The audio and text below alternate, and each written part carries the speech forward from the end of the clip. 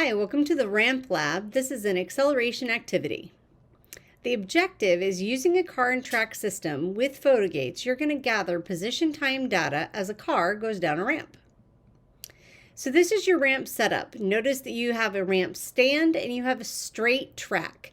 It does fit together like a puzzle piece, and it does have two screws that go in through the bottom to attach it. You're not going to be using the feet. These are known as the feet. You do need a PhotoGate, but you need two PhotoGates and a timer.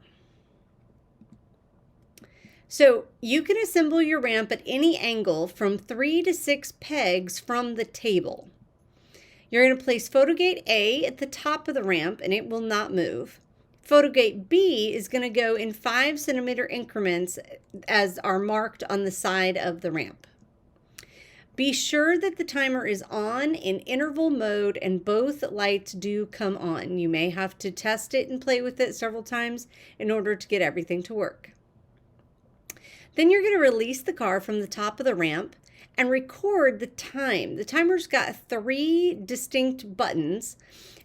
You're going to record time A, time B, and then time AB with both lights on at each position indicated.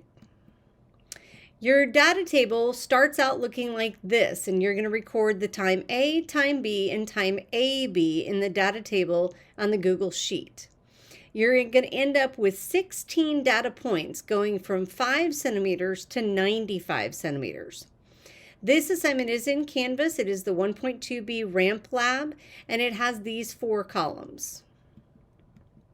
So after you gather your data, you're going to follow these steps and answer the questions. Put the graphs under their respective numbers and put answers to the questions in green boxes provided.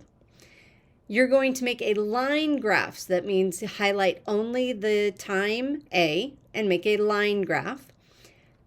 What do you notice about time A? Make a line graph of time B. What do you notice and what do you think that means? Make an XT graph of the columns time AB and position AB. Be sure to turn on your trend line for polynomial of degree 2 and use the equation as the label. And then you're going to give me your equation. And then finally, number 7, what is clearly happening as the car goes down the ramp?